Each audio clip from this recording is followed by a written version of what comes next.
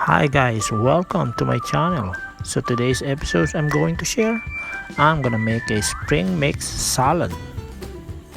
So healthy and it's easy to make.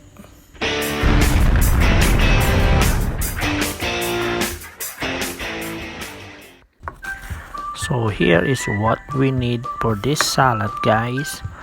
I have the onion, I have the cucumber, and also I have the Roma tomato. If you don't like the Roma tomato, you can also use the cherry tomato. So here is our spring mix salad. You can buy this in a grocery store. All you have to do just wash it. So this salad, it's so easy to make. All you have to do just slice all the veggies, and after that you're gonna assemble it to the plate, and I adds up the feta cheese. Also you can use the dressing what you like, any kind of dressings, it works fine. So here you go, here is our spring mix salad.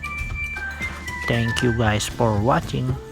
If you like this video, guys, don't forget to give me the thumbs up, and also if you are new in my channel, just click subscribe.